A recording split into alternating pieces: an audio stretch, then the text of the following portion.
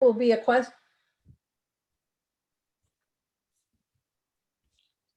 There will be a question and answer time at the end of the webinar for Janelle to answer most of your questions, but please feel free to type your questions in the chat as they arise. I will be monitoring those, and she may respond to some of those questions along the way. Also, please try to keep questions focused on concerns that are relevant to everyone that is present. So I know this will probably raise up some personal concerns or some personal stories. If that does happen, please save those until the very end or stay after the webinar to talk to Janelle about those personal concerns, and try to keep your questions focused on general concerns for congregational care of people who experience mental illness and addiction. And with that, Janelle, I will turn it over to you. Great, thanks so much. Well, am I echoing for you all? No, great. Okay, good. I'm echoing for me. So, well, it's so great to be here, and I feel a little bit like I look like an airplane landing person here today because I've got all my technology, but I'm thrilled to be here, and I'm thrilled to see so many of you here to talk about this important topic. And I am going to share a PowerPoint for the beginning time and just kind of go over a lot of different details and try to answer some of the questions that that I think people may have related to how do we support people in our churches and why is that important. And then we're going to open up a time for just discussion and questions at the end. So definitely, as Jean said, if you have questions, please be ready to share them at the end. Feel free to put them in the chat and she can have them now. You can also private chat them to Jean if you don't want to put them in the chat for everyone to see. We'll also be doing a couple of polls throughout the webinar, and I just want you all to know the polls are completely confidential. Your name is not associated with them, your church, nothing is associated with them. So you can feel free to answer them very honestly, and then we'll all get to see the combined responses of everyone just to get a general vibe for what we're feeling and thinking. So without further ado, I am going to share my PowerPoint. See if I can put my chat. Let me see, here we go. Stan, I think you have to allow me to share. It says the host has disabled participant screen sharing. There you go. My apology, Janelle. You are now Awesome. a co-host. Wonderful, super great. Okay, all right, here we are. Okay. Great. So as you all, I think already know, the topic and goal of this webinar is to talk about providing understanding and mutual support for when people experience mental illnesses in our churches and communities. And I'm sorry, I left the substance addictions out because I was thinking we wanted to focus just on mental illnesses today, but I will say the majority of what I have to say about mental illnesses is 100% true for addictions as well. And I do work in addictions, and I would encourage everyone to support those who are struggling with addictions in our churches and communities in these same ways. So we're going to see if I can move to the next page of the PowerPoint. Sometimes, there we go. Sometimes Zoom is not so fast these days with everyone using it all around the world.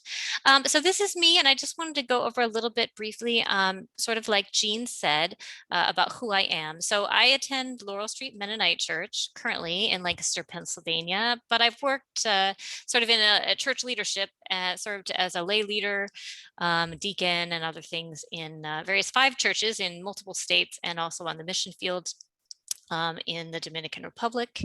And as a young person, I attended Eastern Mennonite University. That's where I got my first social work degree.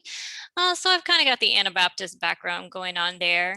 But I also wanted to just let you all know that when I was at Eastern Mennonite University during my time there studying, I was a faith leader in the campus community. I was leading a Bible study. I was helping with a lot of faith groups on campus as a student leader. And what happened was I actually experienced a situation of depression, which I had never had before, never ever had even thought that would ever happen to me. And it kind of came out of the blue and hit me out of nowhere. And what I learned from that is that, as Christians, we can still definitely experience a mental illness, and having a strong faith and being, active in the church, even in leadership in the church, is really not a factor in whether you're going to experience a mental illness or not. So just want to put that out there. And so it was a very big learning curve for me. And then after that, I went ahead, realized, hey, this is an area where now I have some personal experience and I feel like I can maybe help other people. I went ahead and got my master's in my clinical licensure in clinical social work, specializing in mental illnesses and addictions and mental health and trauma response. And so I've been doing that now for about 20 years, working at all levels of mental health and addiction services, from homeless services to outpatient counseling to day treatment, inpatient hospitals, emergency room, emergency services, disaster response, you name it, I've done it. So as far as mental health and addictions, pretty well versed in those things. And then I will say I've heard the stories of about 1,000 people and walked with about 1,000 people at least so far that I can personally count, who have experienced mental illnesses and addictions. And many of them are Christians. So just wanting to, again, say this is an issue that definitely affects the church just as much as it affects everyone else out there. And I currently am the executive director of an organization called We Rise International, which does mental health and addictions education for churches, among other things. You can always check out our website if you want to know more about that at weriseinternational.com. But I'm also, as part of that, one of our programs is called the Churches Care Program. We're doing that program in partnership with Eastern Mennonite University in Pennsylvania. And so we're training 80 churches across Pennsylvania and hoping to move to other states beginning next year as well on this topic of mental illnesses and addictions in a really deep way to empower church leaders and entire congregations to really support people with mental illnesses. So I can give you a little more information on that at the end for those who might be interested in getting involved with that initiative. But want to just go over what are we going to talk about today. And so today we were going to, we could, if we had 13 weeks full-time hours, we could certainly cover this topic well of mental illnesses and addictions and everything you need to know. But we don't have that much time. We have an hour. So I'm going to give a brief overview of the key issues that we need to think about related to mental illnesses and mental health struggles in general, and how to support people in our churches and communities and families. And then we're going to have just a bit of a discussion on go over why is this an important topic for us to think about and take action on in our churches. So that's kind of where we're going. I feel like my PowerPoint is slow today, so we'll see if I get to go to the next page. Hopefully. Aha. So we want to start out with a poll. I want to know what you know and what you think. And so Stan's going to put up some poll questions for us. And again, this is confidential, and I would ask that everyone go ahead and answer those questions. We'll give you about 2 minutes. It's only 3 questions in this poll. We'll have another poll later. It has about 4 questions. But I think in 2 minutes, y'all can pretty much fill this out. And then we'll see the results. And again, they won't be connected to your name.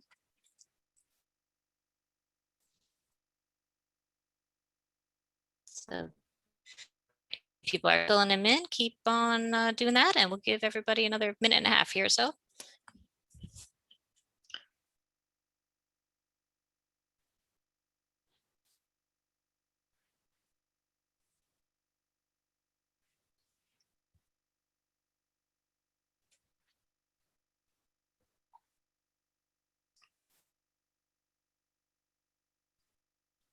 Give you all another 30 seconds here.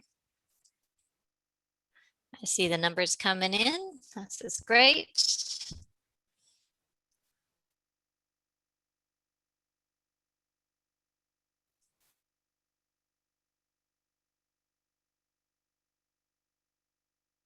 Wonderful, wonderful. I'll give it just a few more seconds because I think we're getting close to 100%.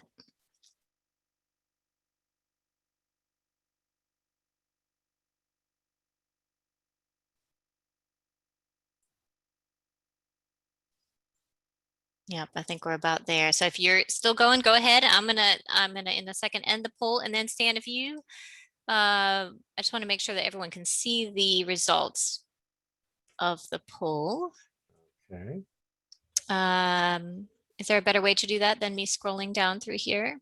No, unfortunately, this is what we'll have to do. So Okay, that'll work. I'm gonna make it bigger. Aha! Can you all see that? Is that bigger now? All right, so you can all see it, right, Stan? mhm. Okay, fabulous. So as you can see on here, it looks like we have a lot of very educated, I'm preaching to the choir today, I can tell. We've got a lot of folks who already know a lot about these topics. So here we have question number 1, true or false? Mental health struggles are uncommon in our Anabaptist churches. I see we've got a couple of truths and we got a lot of falses. And I would say generally that the answer to that question is false. Sometimes it appears that they are uncommon in our Anabaptist churches, but that is often because we don't talk about them very often in the church. So not because they're not there. So the correct answer on that is it's false. Mental health struggles are very common in Anabaptist churches, Christian churches, pretty much all churches. So thanks for your thoughts on that. The next one, how many people do you personally know? Wow, look at the number of people who know more than 10 people, whether Christians or not Christians, who have experienced a mental illness. And there's the list of some of the mental illnesses there. That's a lot. And really, I see nobody here knows no one. So that's great. That means you guys are paying attention to what's going on around you. You're in the know. So that is wonderful. And then I see here, how many Christians do you know? Sometimes I get funny responses on this. How many Christians do you know who've experienced a mental illness? You can still see the numbers at more than 10 is still pretty high. 5 to 10 is still higher than 1 to 5. So again, this is, I think, helpful for us all to think about. Obviously, this is a significant issue in our churches. So I'm going to stop sharing the results and thank you all for those answers. And I'm going to click this out and see if I can get the next slide to come up here. This is going to be, I can tell this is going to be an exercise in patience on the slides, and that is okay. Hopefully it will come up.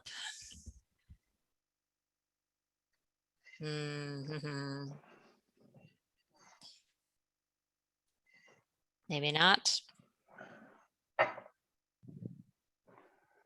I happen to know that the next slide, which will eventually come up here, I think, is about what do we mean when we say mental illnesses? And I think you guys, it looks like you're already on top of this answer, but we're looking at things like depression, bipolar disorder, schizophrenia, PTSD. Some people might have what's called panic disorder, where they have panic attacks. Other people have panic attacks and it's not panic disorder, it's part of depression or other mental health struggles that they're having. So goodness, I'm gonna really quickly see if I can unshare my PowerPoint. Oh, there we go. Oh, I was wrong. That isn't the next slide. The next slide is our stats. So let me just go back to the stats real quick. And I would just encourage, if you have any background noise, to try to put your thing on mute. Hopefully mine is on mute too.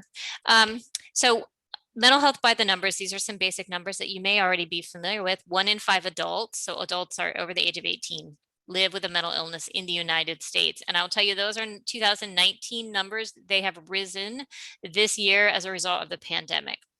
It's because our depression and anxiety numbers across the board have risen significantly in this country and globally.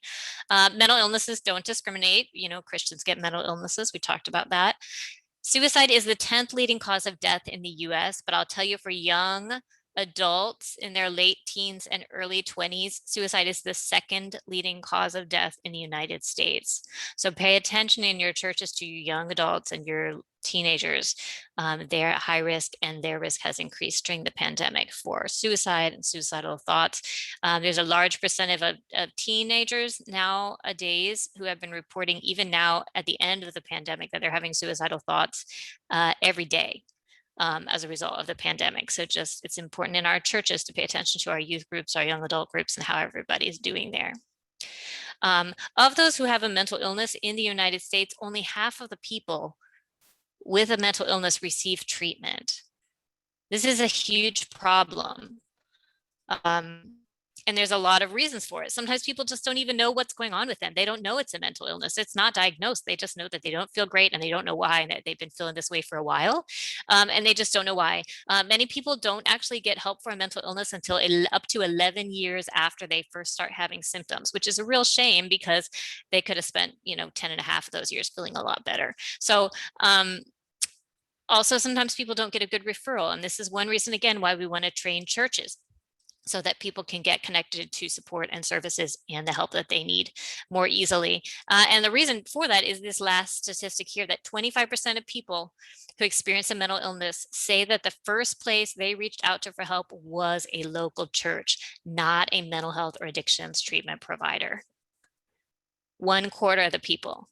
Now, part of the reason is because some of those people are already in your church, or they are you and you're already in the church, right? And so obviously you're reaching out first to your normal support system, which is your church. Other people may not even be connected to a church, but they're like, hey, churches provide hope. They provide love and support. I'm going there to see if I can get some help for feeling really terrible.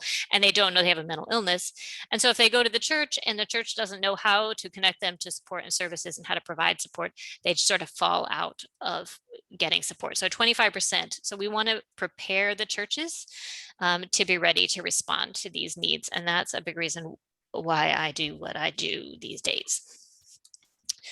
Hopefully we'll get to the next page, which again is talking about the different mental illnesses, which we were kind of going over. There's, there are so many different mental illnesses. Schizophrenia, we talked about, is one psychotic illness, or an illness with psychotic symptoms, but it is definitely not the only one. And I think it's the one that people know about. And so anytime someone has a psychotic symptom, or hearing voices, or unusual beliefs, people think, oh, it's schizophrenia. But there are lots of different mental health conditions that have those symptoms. So I just want to encourage people, whenever someone's starting with mental health symptoms, best thing for them to do is get an actual assessment from a mental health treatment provider, because it's important to know what you're really dealing with so that you can get the right treatment, so that you can address it, so you can feel better. And that is the goal.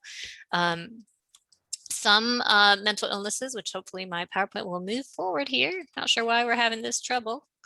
But some mental illnesses are one time only. Maybe somebody will have an episode of major depression and it'll be real serious, and then they don't ever have it again in their life. Or maybe they'll have what's called recurrent depression, where it'll come back again 10 years later and they'll have another experience with depression again.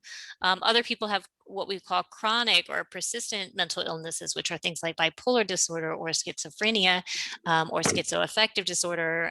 Those are chronic illnesses that need treatment for life. And people learn to manage them and live with them on a regular basis. I'm sorry, my PowerPoint doesn't want to move forward. Let's see what I can do about it.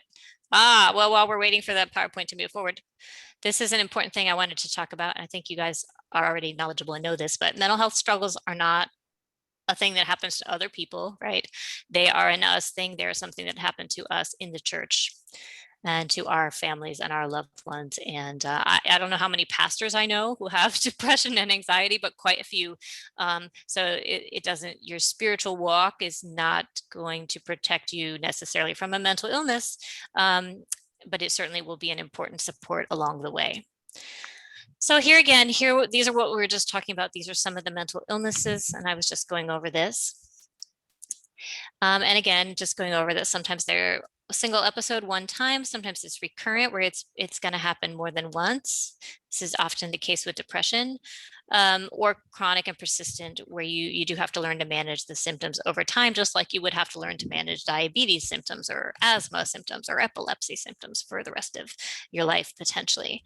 And beyond medication, same things for bipolar disorder, schizophrenia, and some of the other mental illnesses.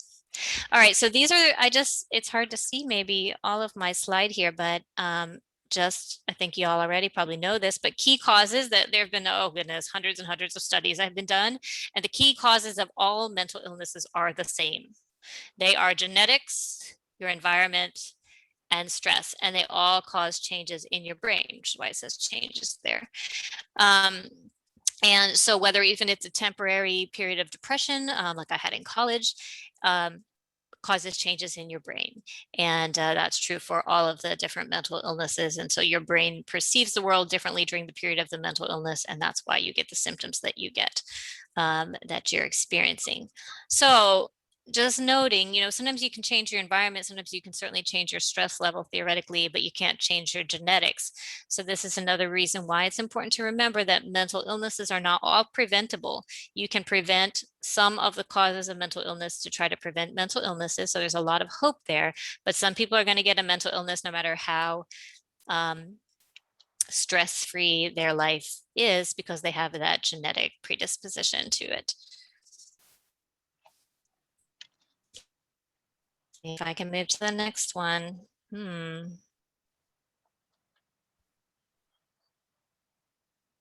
would you like me to try to show the PowerPoint from my Yes. computer? Could you do that? Could you do that? I could try to do that. Let's see if I can do that. Let me Okay. unshare my screen. Okay. Hey, this is a brilliant idea. Go team. Let me get this up on my computer. Not sure why I'm having this difficulty. I put some pictures in there. Pictures sometimes mess it up a little, but yeah, thank you. And Janelle, while the transition is taking place, there are a couple comments and some questions. Okay, I see them there in the chat. Yes. Let's see here. Is it helpful or important for people to find a counselor with similar faith values to themselves? That's really up to you. I think that's a very important question. Some people find that really essential. I really want to have I'm Baptist and I really want to have a Baptist counselor. Some people say, because I feel like they're going to really understand my faith background, what I'm, my church community is like, and how important that is to me in my life. And they'll be able to really take that into account when we're talking about my mental health symptoms. I will say that is very much a possibility. There are tons of counselors like me. I'm a counselor, right? I'm a Christian. There's tons of people out there who you can talk to who are Christians. I will say too, there used to be a bit of a separation between mental health treatment providers and the church. There used to be this real division between where a lot of the church didn't really feel like mental health providers necessarily respected their faith beliefs, and mental health providers sometimes didn't really respect and understand people's faith beliefs. But there's been a real shift in that, and I think it's important to know that pretty much you can't graduate from a counseling or mental health treatment provider program. I feel like we're seeing several little pieces there. Jean, I don't know if you're going to make it bigger, but you can't graduate from a mental health counseling program or a psychiatry program today without coming out of it with the understanding that it's really important to take into account whatever beliefs the person comes to you with, and that their spirituality is a super important key component in their mental health, and that you should support them very much in that. So it's really up to you if you want to get a counselor that is a Christian per se, or just any counselor that specializes exactly in what you're dealing with. Even if it's not a person who's a Christian, it's really up to you. The other question I have here, Gina, you're still trying to pull it up, it looks like. The next question I see is, changes in insurance can make it necessary for people to change counselors, which can be stressful. This is so true.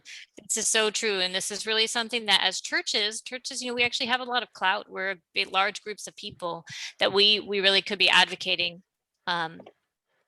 for with the insurance companies. That's not helpful when people have to switch to a new counselor.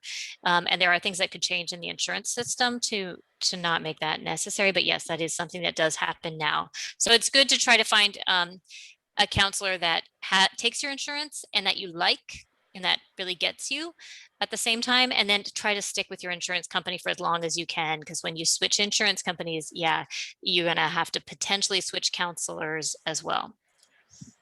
Janelle, are you seeing that now? So what I see is two little pieces, not Jean, this is Peter. Yeah. You'll need to stop your share and then go back and share the window that's displaying the PowerPoint rather than the PowerPoint control window. There'll be two windows on your share possibility screen. Got it. Thanks, Peter. Stop share. Let's try that again. This is an excellent example of what sometimes happens in life, right? Sometimes unexpected things happen in our life, and sometimes those unexpected things may be a mental illness or an addiction that may happen to us. And so this is good practice. We're dealing with unexpected things together. Jean, probably the problem is you're in presenter view, so you're getting the note box along with the slide. I see. Okay, I'm not sure how to stop that, honestly. I'm sorry. Let's see.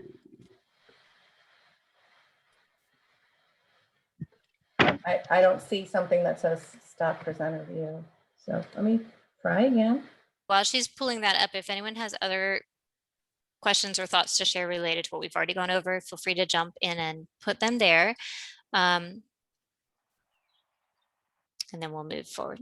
I will ask a question while we're making the transition. Janelle, Sure. what is the difference between the relationship between mental health or mental illnesses and also positive and negative outlook on life? So it kind of gets into the idea of positive psychology, you know, and there's all sorts of different reports on how that impacts, you know, people's experiences. Yeah, I think there's probably a lot of studies on that. I will say, if you had met me the day before I got depression, I was the most positive person you have ever met on the planet. So I'm not a big proponent of the fact that if you have a positive attitude, everything is always going to be peaches and cream. I think it is important to have a positive outlook. It is important to have social supports. That's really important. But it's also important to be real and to say, you know, sometimes bad things happen to good people, and sometimes tough things happen to all of us and things that we don't understand. And so it's important, so important to have a positive outlook. That is really important. And to have faith in God and to all those things that are very positive in our lives. And I do think, you know, like listening to positive music can be really uplifting and really important, but I just think it's also important to realize that sometimes bad things happen even when we have a positive outlook. But certainly having a positive outlook is really, really important. But it's kind of the same, you know, you can have a super, super positive outlook today and get cancer tomorrow. It happens. So, but then how you respond to that cancer, you know, do you try to keep sort of your positive outlook while also acknowledging what a struggle cancer is? That's a great idea. You know, if you can manage to do that, super. And it's easier to do that if you have a lot of social support, which is one reason we're talking about support in the church, because the same is true with mental illnesses. We need support from other people. I'm seeing some other questions coming up. Can you, Jean, are we going forward with this? Do you want to move to the next slide if you could? And I'll keep answering questions while we're doing that. I see someone's highlighting NAMI. NAMI is a great organization. NAMI is National Alliance on Mental Illness. Another great organization is Mental Health America. These are two national organizations that provide counseling and free support groups and a lot of support for families and for individuals who are experiencing mental health symptoms. Thank you, Jean. All right, just real quick, I'm going to get back to the questions in a little bit when we have our next snafu, which might happen. But let me just jump in here on the slides a little bit further. So these are just some of the symptoms that a person might experience if they're having a mental illness.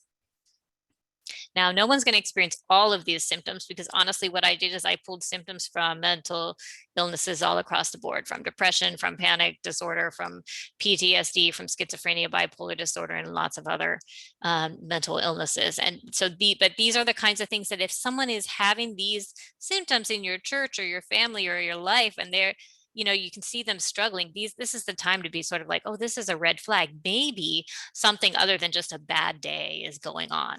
And maybe we should reach out and ask, like, what's actually going on? How are you doing, really? Because, you know, if they're having these kinds of changes. And I just want to put a little note on the right bottom there where it says physical symptoms. This is something that almost no one seems to know.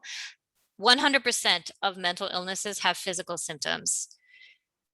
So whether you can see there are changes in appetite, sleep, energy, some people, a lot of men report weakness, feeling sore. You can have changes in your heart rate, your breathing, heart palpitations, depends on what mental illness you're dealing with, but you're going to have some physical symptoms, which again is why they're illnesses. They are involving the brain, they're involving the body, not just our emotions. And we'll talk more about that in a minute.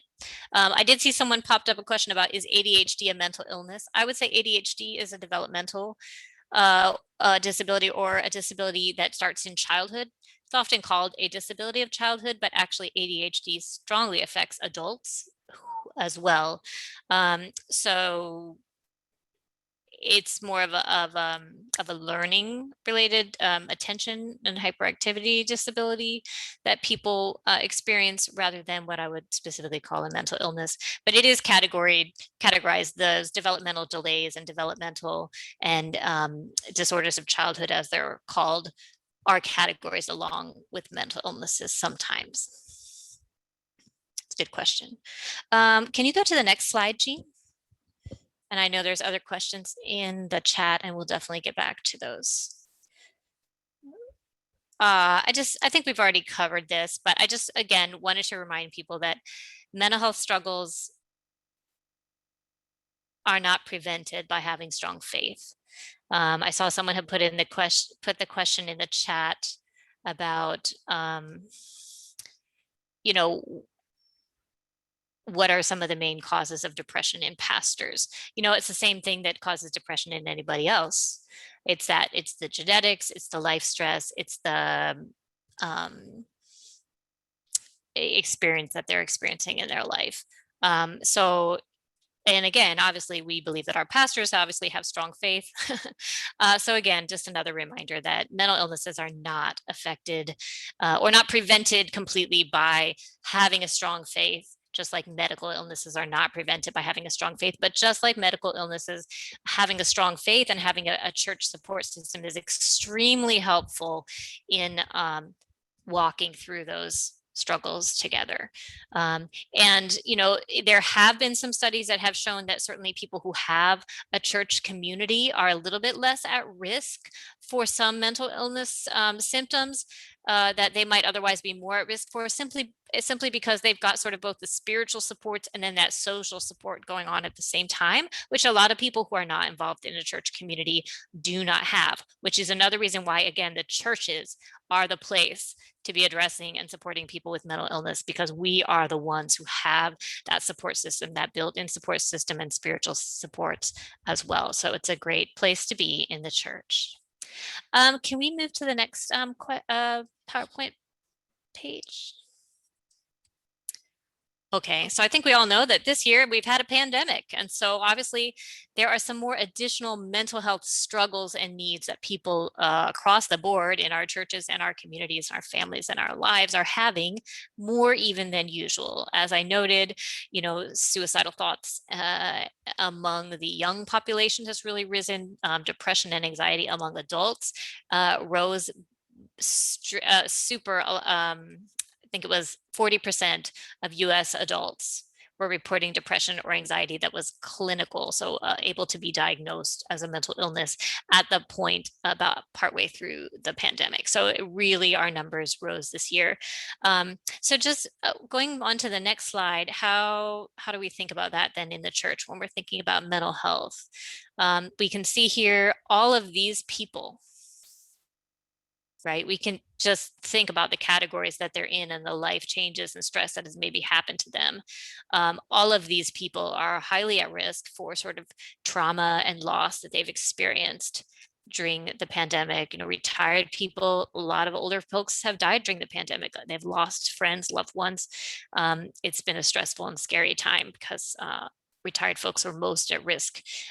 Kids, boy, life has been different. Like, you know, they haven't necessarily been physically in school. They've been separated from their friends. They've been doing Zoom school. You know, they've been wearing masks. It's just been a whole lot of different sort of isolative things that have happened with kids. And what developmental experts are saying is we're going to see real issues with some of our children after the pandemic, just because they sort of missed that year of normalcy. So we really want to support them as we go through this sort of time that we're in now over the next year. Obviously, health professionals have seen a lot of people die. They've really worked a lot of overtime hours. You know, they've really have had a stressful time trying to save a lot of lives. And then the young adults, again, have really struggled. So, but even though, so we need to be aware that our mental health struggles in the churches and in our communities are way higher than normal this year, and the expectation is that that will actually continue. Can you move to the next pop-up? There we go. So many people are expected to continue experiencing mental health struggles due to their experiences, and some of those experiences have been stress, change, fear, anxiety, uncertainty, isolation. Some people have lost loved ones, they've experienced trauma, they've lost their business, you know, they've lost their job during the pandemic. Interestingly enough, the expectation that researchers are saying on mental health and what the trends are showing is that we expect a lot more people to be developing PTSD and other trauma responses as a result of the pandemic. But even schizophrenia cases are expected to rise because schizophrenia is a condition that's caused by both genetics and stress, as far as various studies have shown this. So the increased stress can start someone's symptoms that might not have been started prior to it because it's an unexpected stress. I just want to look at the chat and see. It looks like there's a lot of folks writing in the chat, and I just want to see how we're doing. Yeah, I think what, go ahead, Stan. I was just going to say, there's an earlier question from David asking if you could briefly explain cognitive behavior therapy and dialectic behavior therapy, or maybe you want to address that at some point, but there's then other questions related to ADD and ADHD as well. And then also blaming their mental health on COVID. Yeah, and that's the one I want to answer right now. I want to, if you'll, Jean, will you hold those other ones and like put them all on a list for me for the end? Because those are important about the different therapy types and ADHD and things like CBT and DBT and all those. I do want to respond to two things here. Somebody did write, pastors are very isolated often because of ethical boundaries, keep us from relying for support on the people we serve. And this is super, super, super true, you know, and many pastors are put even up on a pedestal, and people expect the pastor, not only the pastor, but their family, their children, their spouse, to be kind of a little bit perfect in their faith and a little bit perfect in how they see the world and how they're doing. But that doesn't really work out very well when we're talking about medical or mental health conditions, because, you know, again, they don't discriminate. Even if you're a pastor, you could experience this. So we do need to be supporting our pastors and assuring that our church leaders and their families have the support that they need within the system of the church. Someone also mentioned the Oprah and Prince Harry series, which is about mental illnesses. And I haven't gotten to watch that yet, but my understanding is that it is a great series, and I would encourage people to watch that and learn more about mental illnesses. Then one more question. Here again, pastoral ministry can be very stressful. It's a holding space for people in low points in their lives, dealing with congregational conflicts and demands, etc. So this is another example, and that's true for pastors, that's true for social workers, that's true for mental health providers, that's true for doctors and nurses, that's true for like a lot of people. It's true for parents. Sometimes parents are holding the care of a child, right? And so they're trying to look like they've got it all together because they want their child to feel confident, but maybe their world is falling apart. So it's very true that those of us who are holding up others, you know, that increases our stress level, and pastors are an excellent example of that. Now I wanted to go to what Eric was saying here, that we don't want to blame a person's mental health struggles solely on the pandemic. This is very true. So this is kind of what I was saying and what's sort of written down here at the bottom of this particular slide. So COVID-19 has added stress and increased numbers of people who are experiencing mental health symptoms because there's a lot of people who weren't having depression before and who weren't having anxiety before and who weren't having trauma responses before, who are now having those. So it has increased the numbers and brought sort of new people into the fold of this experience with mental health symptoms. But you can see the second bullet point there, mental health needs and mental illnesses will always exist, whether there's a pandemic or not. And there are people, many of us who had a mental illness before the pandemic and will continue to have it after, and have experienced the pandemic sort of as a thing on top of that. So I think that's really is important, sort of what Eric is highlighting there, that there's sort of two different groups here. But the thing is this, no matter what causes, say, depression or anxiety, no matter what causes, no matter how long ago it started, people are often going to have the same symptoms, and they're going to have the same struggles, and they're going to need the same kind of support and treatment. Some people who have had their struggles start as a result of the pandemic, maybe they'll need less long-term support because maybe it'll be easier to address that because it was a finite specific situation, but it was a long-term situation. So it's difficult also in that way. Janelle, I know we've experienced a few glitches here, but I just want to let you know that it's 1:45. And yeah. So I want to kind of go quickly into the next. I know we've got a lot of questions here too, all kinds of questions here. I want to just see if we can go through some more of the PowerPoint slides. Can you go to the next one? Oh, sorry. I feel like it's gotten smaller all of a sudden. Actually go back to the one prior. Yeah. So, and I don't know if it's possible to make it bigger. It's somehow gotten smaller. Anyway, y'all can see this is one thing I want to tell people. So the great thing with the pandemic caused mental health stuff that a lot of people are experiencing, I'd say probably all of us are experiencing some pandemic related mental health stuff, is that you still have the option to do some prevention. When you've had a trauma, which pretty much everybody in the country has had some sort of a trauma or stress related to the pandemic this year, the really, really important thing to do about it is talk about it. Trauma is like a speeding train, and it takes on a life of its own, and it begins to cause actual mental illnesses if it's not addressed over time, like PTSD, like depression, and then you're dealing with a different thing. But when you're just dealing with this trauma response that many of us are having right now, and realistically, so we should be having it right now. It has been a very stressful year on so many levels. The important thing to do is to talk about it. Talk about it with people you love, instead of just being like, wow, this year's been tough. Talk about like, wow, what's been tough about it?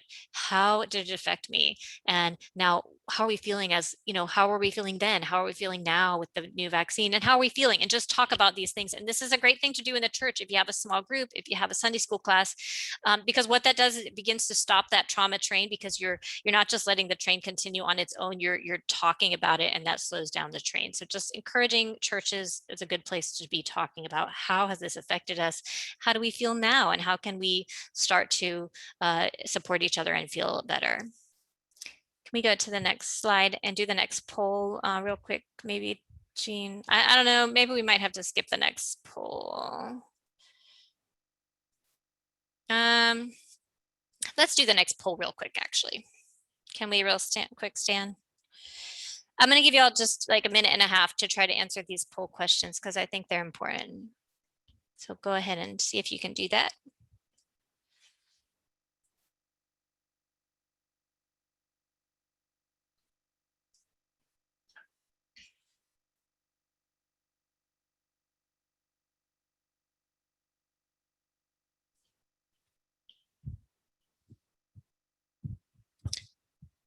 Are people able to, I don't see, it looks like zero people have been able to fill out the poll. Yeah, the poll has been launched. So okay, I'm not great. sure Okay. what. All right, people might just be reading the questions there a little bit. There are okay. 4 questions to them. Yeah, that's Here fine. we We'll go. just we'll wait a second here. Here we go.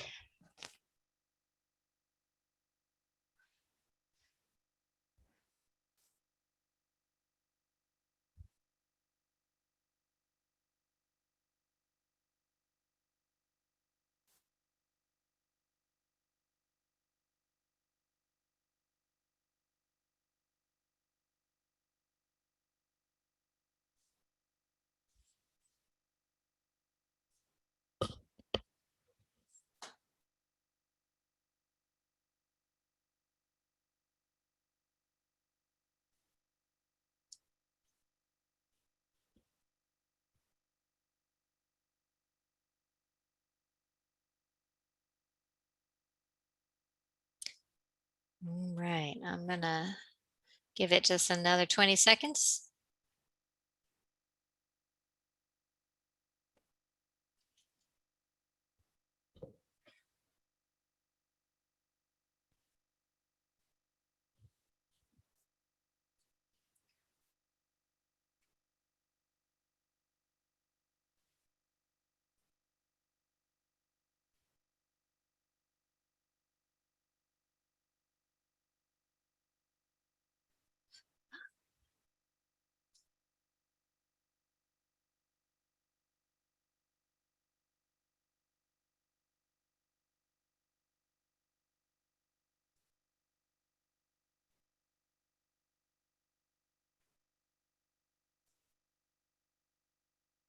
All right, I'm gonna we're gonna end the poll. I know not everyone's gotten to all the questions, but I think we've got some good things to start thinking about. So we'll look at these just real quick, and then I want to get on just another couple slides, and then open up for more questions. I see lots of questions in the chat. So first question here was, how do you feel your church does with supporting people in the church who experience mental health symptoms? And I see 40%, the red line. I think our church could be better at this. I think that's super insightful. um, I think most churches could be better at this, and even though we try real hard. So this is, again, one of the reasons why I do these kind of webinars and why we have the Churches Care program. There's a lot of great stuff that we can learn and do in the church related to mental health. I see too, some people say I think it depends on the situation.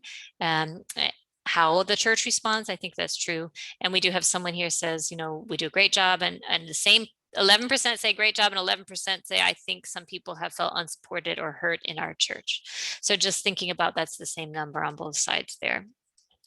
How comfortable do you think most regular attenders would be talking about their mental health struggles in your church? And the largest percentage we have here is not very comfortable, red line.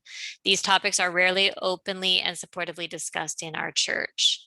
And then the one right above it is comfortable enough to talk only with a small group of close friends, or maybe just the pastor. And that is related to the stigma, actually, of mental health in the church, which I had hoped we could talk more about. We'll see how far we get here in just a few minutes. Here we go. In our church, we 60% rarely talk about mental health. And I'll just say that's why the stigma exists, right? We don't talk about it, so people don't feel comfortable talking about it, right? If we don't talk about it, how do people know that it's a safe topic to talk about and that their thoughts are going to be welcomed? Number 4, how comfortable and prepared would you personally feel if tomorrow your friend from church asked you to support and assist them related to mental health struggles they're experiencing? And we've got 31% say very prepared. Awesome. 58% somewhat prepared. I think I know the basics, but I could use a little more knowledge, and I'd like to learn some more. 9% are not very prepared, and then there's 2% that aren't feeling very comfortable at all. And you're not alone. There's a lot of people who are not at all comfortable. So Jean, if we go to the next slide, and we'll see which ones we want to choose here. And this is why, again, we want to be talking about it.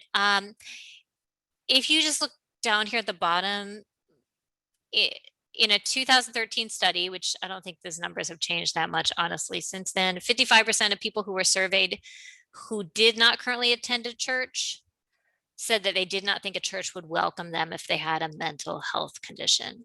And 21% of surveyed Christians who did attend a church said they also did not think that a church would welcome them if they had a mental illness. So this is, again, where the stigma in the church is sometimes an issue, and people are just not sure if it's a safe topic to talk about and get support on in the church. We can go to the next slide real quick.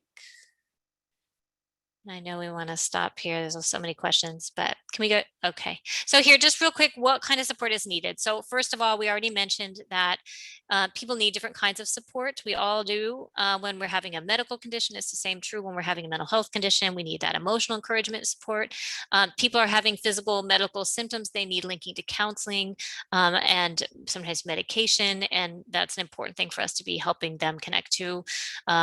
Social, sometimes, boy, if you're just having depression and you can't even get off the couch because you just really just can't do it, you might just need someone to help you with babysitting every so often, rides to appointments. These are things we don't always think about. and it's hard to remember to do those things if we're not talking about the fact that the person is struggling with mental health issues. Spiritual support, obviously, we want to be non-judgmental. People have tough questions. And then the last thing right there that I want to say is church-wide change is honestly the most important thing. And down at the bottom, supporting the support people. Those two things I just want to highlight. So church-wide change, which is on the next slide, and I'll go over it in a second. Support, obviously, we just talked about some ways to support people. Linking people to treatment is important. Supporting their support people. You know, everyone who has a mental illness or an addiction, they have loved ones who are supporting them. Those people are often forgotten when we're trying to support the person, and we often forget that those people are really needing support often as well. So churches should actively and intentionally increase awareness. Then we need to talk about mental health. We need to talk about it from the pulpit. We need to talk about it in our Sunday school classes and our small groups. And we need to talk about the fact that these mental illnesses are common and they're treatable. Are they easy to deal with? No, we've got some folks on the call who have experienced with living with a mental illness. It's not that easy, right? But there are treatment options that are available to really help, and we want to get people to connected to those. We want to reduce the stigma, and we want to do what's called normalizing mental health issues, which is just this idea that, you know, again, it's not that uncommon. 1 in 5 people in the church have a mental illness. It's not that uncommon. It's normal for this to happen to people in the church, and we should be supporting each other. You are not broken. You're not to blame. You're not a bad Christian. This is not dependent on whether your faith is strong or not. And you're no different than the rest of us. And there is no shame in that.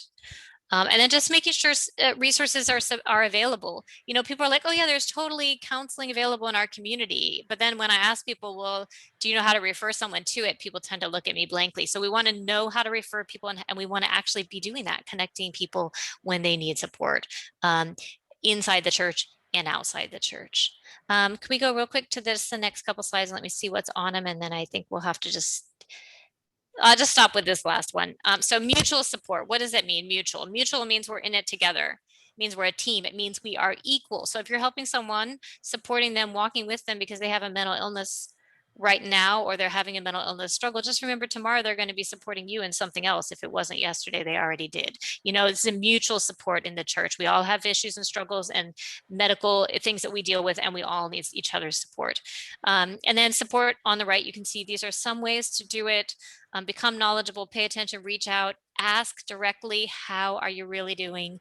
Listen without judgment, show you care, say you care, do that normalizing, like, hey, you're not that different from everybody else. Everybody struggles in some way, and mental illnesses are common here. Help people connect to support and treatment, walk with people, stick with people. Mental illnesses are not easy. You know, if someone doesn't return your calls, don't be like, well, they don't want my help. They probably really do, but they're struggling and they need you to just call them, you know, or maybe it's just, you know, send a letter or maybe show up. You know, don't assume that people, if they don't seem to be responding at all to you, aren't interested in your support. They may just be really struggling, and it's just hard to even get out of bed today to call you back. Keep learning with them. If you're not an expert, they're not an expert. Maybe if they're new to this, learn with them. Support their support people. Make sure you get support yourself. Make sure you're doing self-care. You know, as they say in airplanes, put your own oxygen mask on before you try to help others. Make sure you're taking care of your own mental health needs when you're trying to support other people. And I think we're going to probably have to stop there and just do some questions. I wish we had another 3 hours, but we don't. Thanks, Janelle, so much. I appreciate you with our technical glitches. I felt like you had to rush a little bit through your presentation, but such great information. And I encourage everyone, if they want more specific information, that the Streetlights book, which I have right here on my desk, is just a really comprehensive resource on mental health. So if you're thinking, I don't have enough nuts and bolts still to know what to do, I would really recommend that as a resource. And it's available through Brethren Press. And I think Stan Dueck has a few announcements. I just put the link to the book in the chat box, and I will put it in again. And then also for anyone seeking continuing education credit for this webinar, I'm going to paste in the CEU request form, and you can copy that and use that to make the request. Thank you very much for attending. And Janelle, thank you. This has been wonderful. Jeannie, back to you. And we have a few questions. Janelle, I collected those as you were talking. So anyone who needs to go, we understand, we value your time. So if you have another commitment and you need to leave, that's fine. But Janelle has graciously offered to stay and field any questions. So I'm going to raise the questions that were raised during the presentation. I see a question here, Jeannie, that Okay. says, since we are running out of time, can we have Janelle back for a part 2? I'm open to that. If people want to do that, just let me know. I think that would be great, specifically to talk about more ways that the congregation can be helpful. Someone said they have a pastor friend who they suspect is wrestling with depression, and how might they raise the issue with that person? How might they approach them? Yeah, I think, again, that's where normalizing comes in. I think, first of all, it's your pastor. So I guess it depends. Do you have the kind of relationship where you're the right person to have this conversation? If you're not, is there another person who who's also concerned, who you could connect with them and just make sure that they follow up? Because, maybe the pastor has a support system in place and you're a part, maybe you're a deacon or whatever, and you know how sort of that works. So I would encourage that, first of all. But also, I would say also, don't be afraid to talk to your pastor if you're not a deacon or whatever. It's good to just say, wow, it's been a stressful year.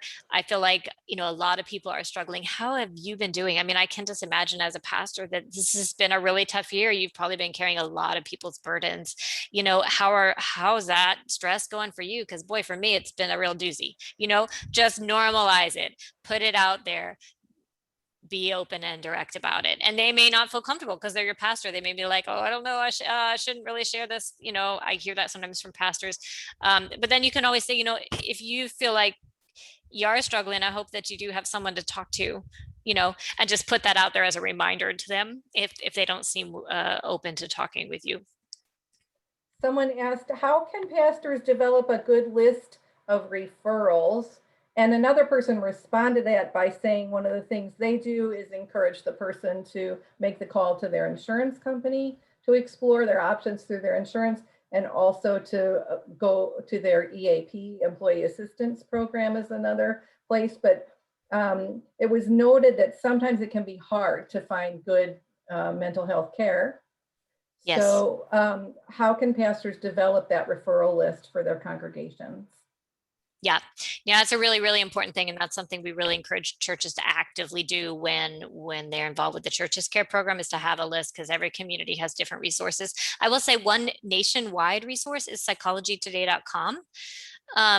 Psychologytoday.com, anyone can go on and you can find counselors in your search by your town, and then search under your insurance, and then search under the category. Like, I think I have depression, or I'm thinking I have anxiety, or I definitely have a history of sexual abuse and I want counseling for that. And you can search by those categories as well as your insurance. And then you can find pictures of the person in their office. So you can sort of see, oh, this counselor looks like they have a good vibe for me. Oh, they say they do faith-based counseling, or they don't. Let me see, and you can see a picture of their office. You can just decide, does this person seem good for me? Then you can actually just email them and be like, do you have any openings? So you're not having to make phone calls all over our nation. It's kind of easier that way too. Some people on psychologytoday.com, they don't take insurance, and others do. So you can kind of check. But also your local mental health county agencies are a really good resource. People raise the issue of various trainings that they can do, such as mental health first aid training. Somebody else talked about an assist training, which trained everybody to be the congregation to be suicide interventionists, to know the signs and clues and how to respond to that. So trainings that you would lift up besides Church's Care? Yeah, Church's Care, I would say, is more in depth than all the other ones, but I would say mental health first aid is a good one. I have not attended the assist one, but I'd say there's a lot of mental health trainings out there. If it's something that's going to give you a higher level of knowledge than what you have now and give you direct skills, I think it's a great idea. Any of those kinds of trainings. Someone mentioned that the return to normal might be affect people's mental health, whatever normal is, right? The return to normal post-pandemic might affect people's mental health as much as the pandemic did. Yeah, that's very true. And there's some people who may not be thinking about that because they're like, whoa, we've got the vaccine and we're all moving back into normalcy now. But for many people, it's a big change. Change is a change, whether it's a good change or not a good change. Some people really liked working from home. Now they have to go back to work. Some kids really did better at home. Now they're having to go back to school. Some people are terrified that they're still going to get COVID, and they might, and so there's just, and things are opening and they're afraid. So yeah, there's still a lot of mental health struggles that are going to be going on. Yeah. Someone mentioned that while ADD and ADHD are not mental illnesses, they can be comorbid with mental illnesses. And I would say that's probably the same is true with autism. I don't know if you have any comment. Yes. That was just a comment. Yeah, I would agree with that. And often people might have two mental illnesses at the same time. You can have PTSD and depression at the same time. Talk to a lot of veterans and you'll find that out. Someone asked about cognitive behavioral therapy and dialectical behavioral therapy and how that's affected the treatment of mental illness. I'm sure there's a couple of underlying thoughts under that question that I don't know what they are, but I would say I think CBT and cognitive therapy are pretty great and really have shown to be effective in hundreds of studies with hundreds of thousands of people, and certainly very effective for like depression and anxiety for many people. DBT, dialectical behavioral therapy, is usually most effective for folks who are dealing with personality disorders like borderline personality disorder. Can be very helpful for those folks because it gives you really hands-on things to do when you're stressed out. What strategies can I use to feel more calm and more in control of my emotions? And that can be helpful to some people. So I think in the past, people might think, oh, mental health treatment, you lay on a couch and you talk to someone about your thoughts and feelings and your childhood. Yeah, you can do that, but most people are not doing that now. Most people are doing like, what are your symptoms? What are the cause of your symptoms? How can we address the cause of your symptoms? How can we give you hands-on tools that are going to help you address those symptoms and feel better? So it's more of an action-oriented, let's work with you on what's actually going on right now, and rather than just thinking deep thoughts about it. Someone asked about the role of the primary care physician, and I'm guessing, I don't know that we can connect as congregations with that person, but. Well, I'll tell you a little trick. If you ever have somebody who's suicidal and you just feel like somebody needs to help them and they're going to their doctor, whatever kind of doctor it is, their psychiatrist, their mental health counselor, their medical provider on that day, and you can call that person and say, I'm really concerned about this person who's coming in. I just want you to know, maybe you should ask about their safety. They can't talk to you, but you can talk to them. That's the beauty of HIPAA. You can give people information about your concerns about someone's safety, even if they won't talk to you back because of HIPAA. So that's just a thing that a lot of people don't know. As far as mental health providers versus primary care physicians, there are sort of a small percentage of primary care physicians who are fairly knowledgeable about mental health needs, and a large percentage that truly have had like a week of training in their life on mental health, which is probably about the same amount that most lay people have had. So I would really encourage, if you're having a mental health condition or mental health symptoms and you really want treatment, see a mental health professional, see a psychiatrist if you need meds for that. In many communities, it's almost impossible to get in with a psychiatrist, and then to get your medication, it's kind of necessary to see your primary care physician, and they may be very happy to give you medications for your mental health. But I would say if you can get them from a psychiatrist, you're in more trained hands, is what I'm saying. And then if you can't get them from your primary care physician, but make sure that you're being really open with them about how is it going and if changes need to be made, because they may or may not be as knowledgeable as a psychiatrist would be, but they are more accessible. So there's pros and cons.